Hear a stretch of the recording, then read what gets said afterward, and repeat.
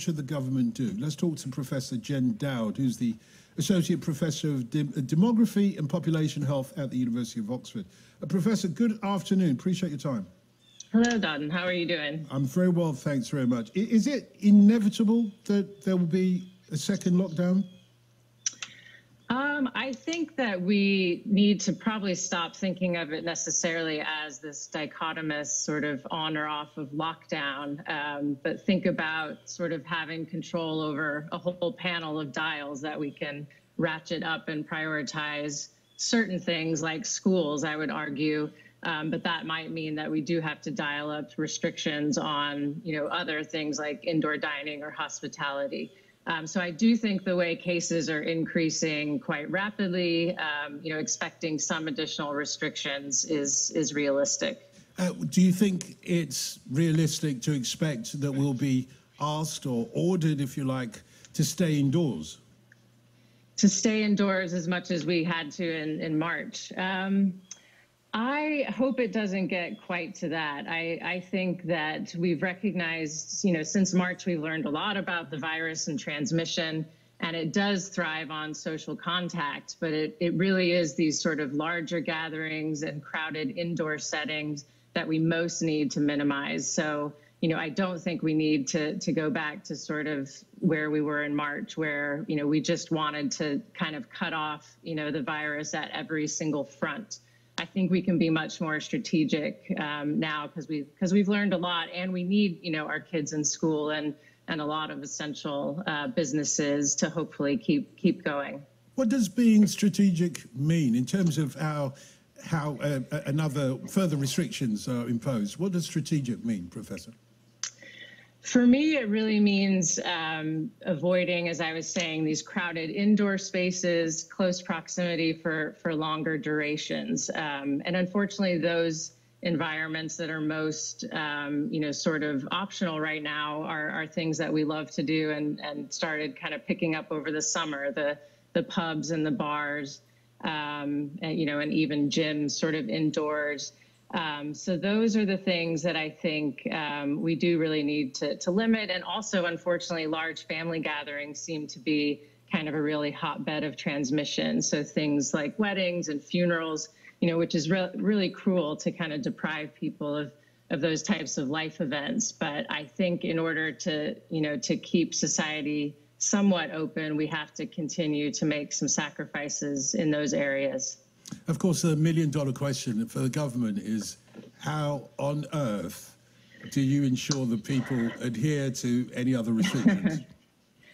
Yeah, absolutely. And I'm not sure I really support, really calling people out for breaking the rules. It's not, scolding is not typically a good public health strategy when we're trying to encourage responsible behavior. And so I think it would be better to have just clear and consistent messaging about how transmission happens and how people can best minimize their risk, and so that we can call upon people to make better decisions rather than a lot of kind of scolding and sanctions for certain behaviors. But I do think the rule of 6 and things that, that is telling people that large gatherings, shouldn't happen. And I do think that's probably an important message to get across. There is a difference, a subtle difference between irresponsible behaviour and selfish behaviour, isn't there? The £10,000 fine to be imposed on it. Well, there is a subtle difference between that. Irresponsible suggests perhaps a level of ignorance or naivety perhaps, but selfish behaviour is wanton behaviour. And when we know, everybody knows, there probably isn't a single person on the planet in any country that's travelled from one place to another who doesn't know that there are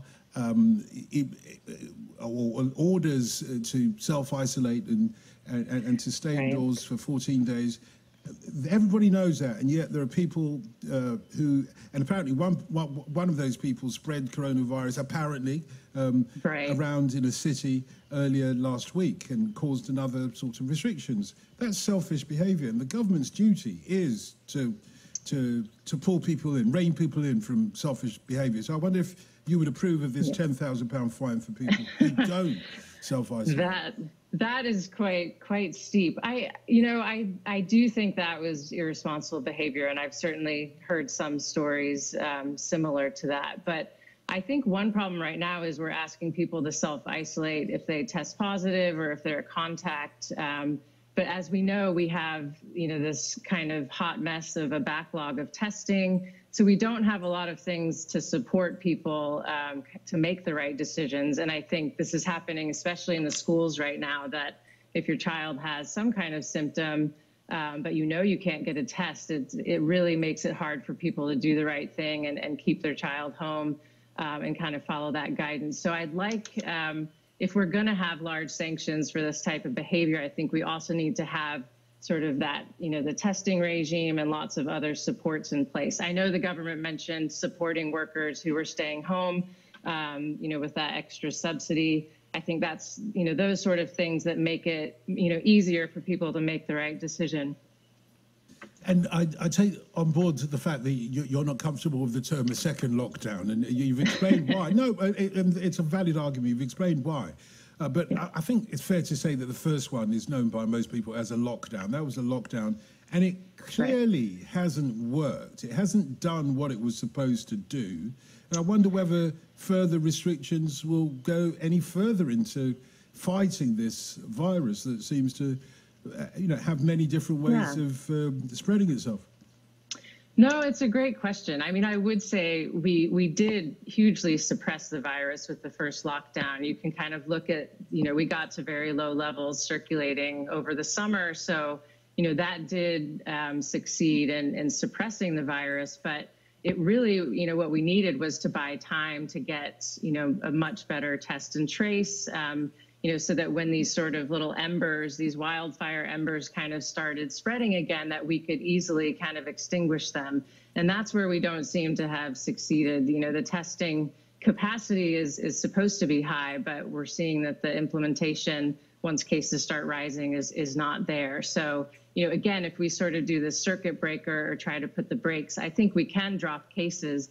But the question is, what are we doing with that time? When we buy time, we need to improve our capacity for putting out these fires for the next time. Time. Yeah, time. No, and it begs a question whether we should have just stayed locked down for a couple of weeks more. If we succeeded so well in suppressing it, who knows, another month, another 2 months or 3 months of lockdown.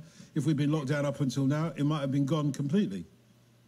It's possible. I mean, we're still a very connected international, country. I think it's hard if you're not New Zealand or some very isolated place to keep it out forever. But we would have, had a much better chance to kind of extinguish the little flare-ups that are happening. Professor, you're very kind in sparing us some of your time. Thank you very much. Thanks very much. Really appreciate it.